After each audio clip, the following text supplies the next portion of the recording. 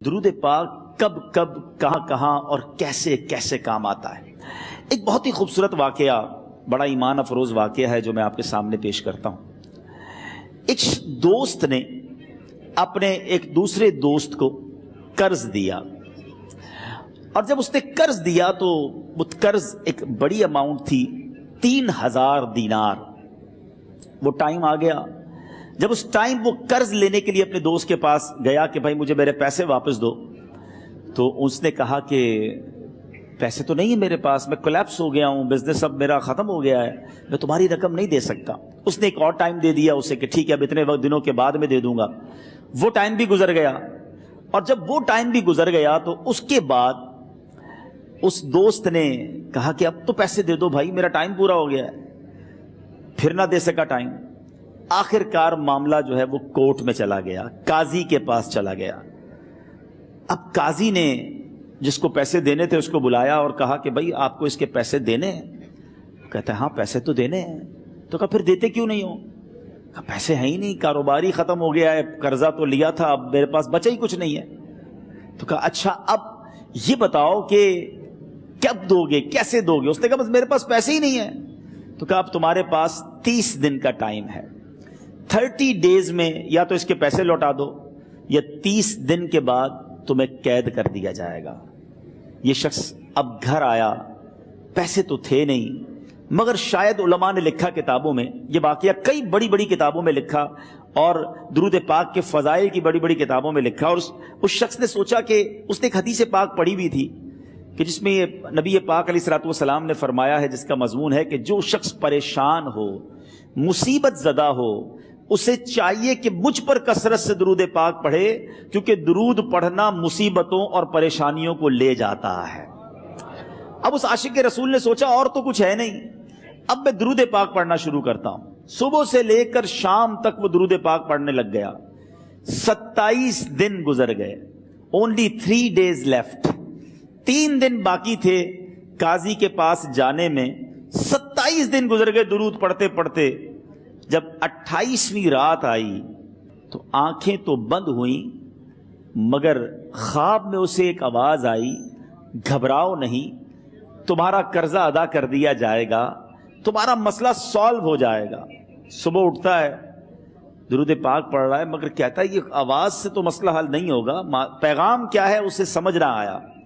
28واں دن گزر گیا، 29ویں رات آ گئی، مگر اب آنکھیں بند ہوئیں اور قسمت جاگ اٹھی۔ نبی پاک صاحب لولاک صلی اللہ تعالی علیہ وسلم خواب میں تشریف لائے، اور پیارے آقا صلی اللہ تعالی علیہ وسلم نے فرمایا گھبراؤ نہیں، علی بن عیسیٰ وزیر کے پاس جاؤ، وہ تمہارا قرضہ ادا کر دے گا۔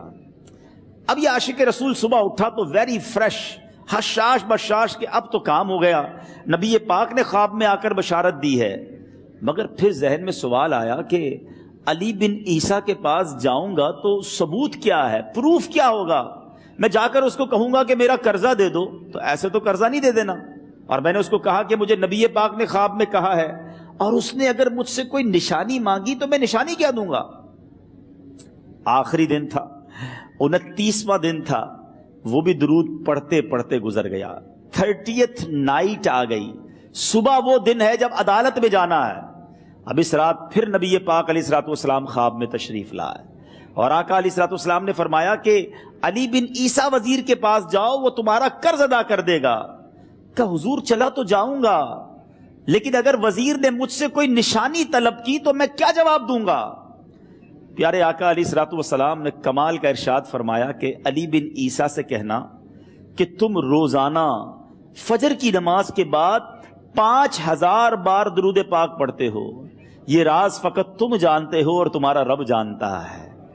اب یہ جب صبح اٹھا تو ایک نشانی بھی مل چکی تھی۔ عدالت میں جانے سے پہلے وزیر کے دربار میں پہنچ گیا، اسے یہ ڈر تھا کہ آج پیسے نہ لوٹائے تو سزا ہو سکتی ہے۔ جب وزیر کے دربار میں پہنچا تو وزیر اپنے مشیروں کے ساتھ بیٹھا تھا۔ کہا مجھے آپ سے بات کرنی ہے۔ کہا بتاؤ کیا بات کرنی ہے؟ کہا میں ایک پیغام لایا ہوں آپ کے لیے۔ اچھا کس کا پیغام لائے ہو؟ کہا میں نبی پاک جناب محمد مصطفیٰ صلی اللہ تعالی علیہ وسلم کا پیغام لایا ہوں۔ وہ عاشق رسول وزیر تھا، کہتا بتاؤ میرے آقا نے کیا پیغام دیا ہے؟ کہا حضور میں 3000 دینار کا مقروض ہوں، آج آخری دن ہے اور میرے آقا نے مجھے بشارت دی ہے کہ آپ سے کہوں کہ آپ میرا قرض ادا کر دیجئے۔ علی بن عیسیٰ کہتا ہے کوئی ثبوت ہے آپ کے پاس؟ ہے کوئی دلیل بھی ہے آپ کے پاس؟ میں کیسے مان لوں کہ آپ کو نبی پاک علیہ الصلوۃ والسلام نے بھیجا ہے؟ عاشق رسول کہتا ہے خالی ہاتھ نہیں آیا، میرے آقا نے مجھے دلیل بھی عطا فرمائی ہے، مجھے ایک ایویڈنس بھی دیا ہے، اور پروف یہ ہے حضور کہ آپ روزانہ صبح فجر کی نماز کے بعد نبی پاک صلی اللہ تعالی علیہ وسلم کی بارگاہ میں درود و سلام کا نذرانہ پیش کرتے ہیں۔ جب تک 5000 کا عدد پورا نہیں ہوتا آپ اس وقت تک کسی اور سے بات نہیں کرتے، اور اے وزیر صاحب یہ راز صرف آپ کو پتا ہے اور آپ کا رب جانتا ہے۔ اللہ اکبر! وہ وزیر تو جس کو کہے نا جھوم اٹھا، ایسا عاشق رسول وزیر تھا جو روزانہ صبح 5000 درود پڑھتا ہو، اس کی تو عید ہو گئی نا۔ وہ کہتا ہے مرحبا یا رسول اللہ، میرے آقا نے میرے درود قبول کر لیے، اس سے بڑھ کر میرے لیے سعادت کیا ہوگی۔ اب یہ وزیر اپنے سیٹ سے اٹھتا ہے، اپنے کمرے میں جاتا ہے، تھوڑی دیر بعد واپس آ کر اس عاشق رسول کے ہاتھ میں 3000 دینار رکھ کر کہتا ہے حضور پہلے 3000 دینار تو نبی پاک کا حکم کی میں ادب سے بجا لاتا ہوں، میرے آقا نے جو حکم فرمایا یہ 3000 دینار آپ کو پیش کرتا ہوں، حضور ایک اور 3000 دینار لیجئے۔ میرے گھر آپ آئے، اتنی اچھی خبر سنائی، آپ نے قدم رنجا فرمایا، یہ 3000 اس کا نذرانہ ہے، اور ایسا کیجئے 3000 اور لیجئے، اس سے اپنے بچوں کے لیے کچھ چھوٹا موٹا کام شروع کیجئے، اور ایک وعدہ کر کے جائیے آج کے بعد زندگی میں آپ کو جب بھی کوئی کام پڑے میں آپ کا بھائی ہوں، مجھے یہ خدمت کا موقع دیجئے گا۔ اللہ اکبر! وہ مقروض جو ایک رات پہلے 3000 دینار کا مقروض تھا، ہو سکتا ہے اس کے بیک آف مائنڈ یہ بھی چل رہا ہو کہ اب شاید کل میں نے جیل میں جا کر عدالت میں جا کر گرفتاری دے کر جیل میں جانا ہے، مگر اب 9000 دینار ہاتھ میں ہیں۔ عاشق رسول جھومتا ہوا نبی پاک کی یاد میں گھومتا ہوا اب عدالت میں پہنچا۔ عدالت میں everybody expecting over there کہ آج اس نے آنا ہے اور آ کر کہنا یہی ہے کہ پیسے تو نہیں ہیں، گرفتار کر لو، مگر جا کر اس عاشق رسول نے 3000 دینار جج صاحب کے ہاتھ میں رکھ دیے۔ قاضی کہتا ہے پہلے تو یہ بتاؤ پیسے آئے کدھر سے؟ تم تو کہتے تھے غریب ہوں، تم تو کہتے تھے کاروبار نہیں ہے، ایک مہینے میں اتنی بڑی رقم کا انتظام کیسے ہو گیا؟ سبحان اللہ! اس عاشق رسول نے گویا زبان حال سے یہ کہا ہوگا کہ یہ تو کرم ہے ان کا، ورنہ مجھ میں تو ایسی بات نہیں، اتنا دیا سرکار نے مجھ کو، اتنی میری اوقات نہیں۔ اس نے وہ پورا واقعہ بھری عدالت میں سنا دیا۔ اللہ اکبر! میرے پیارے اسلامی بھائیوں ذرا سوچو پہلے زمانے میں کیسے عاشقان رسول ہوا کرتے تھے، وہ جج وہ قاضی بھی کیسا سرکار علیہ الصلوۃ والسلام کا عاشق تھا۔ اپنی سیٹ سے اٹھتا ہے، بھرے دربار میں بھری عدالت میں وہ اپنے چیمبر میں اپنے کمرے میں جاتا ہے، اور تھوڑی دیر بعد واپس آ کر اس کے ہاتھ میں بھی 3000 دینار ہیں، اور وہ 3000 دینار جو ہے وہ اس عاشق رسول کے ہاتھ میں رکھتا ہے کہ سارا ثواب علی بن عیسیٰ کیسے لے جائے، میں بھی تو نبی پاک کا غلام ہوں، میں تمہارا قرضہ میں ادا کرتا ہوں۔ اچھا اب ایک اور عجیب سینیریو یہ بن گیا کہ جس نے کیس کیا تھا، جس نے دعویٰ کیا تھا، وہ بھی یہ سارا منظر دیکھ رہا تھا۔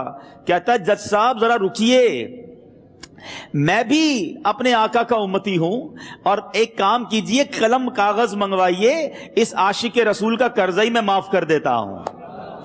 اچھا اب عاشق رسول نے وہ واپس 3000 دینار جو جج صاحب نے دیے تھے وہ واپس جج صاحب کو دیے کہ حضور یہ پیسے آپ ہی رکھ لیں، قرضہ ہی معاف ہو گیا، اب آپ کے پیسے کا میں نے کیا کرنا ہے؟ جج صاحب کہتے ہیں جو پیسے نبی پاک کے نام پر نکالے ہیں اب مجھے واپس نہیں چاہیے، یہ بھی تم اپنے ساتھ لے جاؤ۔ اللہ اکبر! میرے میٹھے اسلامی بھائیوں، وہ عاشق رسول ایک رات پہلے 3000 دینار کا مقروض ہے، اب 12000 دینار لے کر گھر کو واپس جا رہا ہے۔ اس ایک واقعے کے اندر جو ہم سب کے لیے درس ہے، جو ہم سب کے لیے پیغام ہے، شاعر لکھتے ہیں نا، دکھوں نے تم کو جو گھیرا ہو تو درود پڑھو، دکھوں نے تم کو جو گھیرا ہو تو درود پڑھو، جو حاضری کی تمنا ہو تو درود پڑھو۔ آج ہم بہت ساری پرابلمز میں ہوتے ہیں، یہاں بھی ہو سکتا ہے میرا کوئی بھائی بیمار بیٹھا ہو، کوئی قرضے میں ڈوب گیا ہو، کسی کا کوئی بزنس پرابلم چل رہا ہو، کوئی فیملی ایشو میں ڈسٹرب ہو، آپ کسی بھی پرابلم میں ہیں، خدا کی قسم درود پاک ایسا وظیفہ ہے، لوگ بہت سارے وظائف پوچھتے رہتے ہیں، بہت سارے جناب وظائف کے بارے میں معلومات کرتے رہتے ہیں، سچی بات یہ ہے ہر درد کی دوا ہے صلی علی محمد، ہر درد کی دوا ہے صلی علی محمد، تعویذ ہر بلا ہے صلی علی محمد۔ تو خدا را اپنی زندگی میں درود پاک کو شامل کر لیجئے، اور آپ بلیو کریں جب آپ نے کثرت سے درود پاک پڑھنے شروع کر دیے، آپ اپنی آنکھوں سے دیکھیں گے آپ کے پرابلم دور ہو رہے ہیں، آپ کی صحت اچھی ہو رہی ہے، آپ کے قرضے اترنے شروع ہو گئے ہیں، روزگار میں آپ کے برکت ہونا شروع ہو جائے گی، آپ کے چہرے پہ نور آنا شروع ہو جائے گا، آپ کی زبان میں اثر آنا شروع ہو جائے گا۔ صلو علی الحبیب صلی اللہ تعالی علی محمد۔ مجھے اپنی اور ساری دنیا کے لوگوں کی اصلاح کی کوشش کرنی ہے انشاءاللہ۔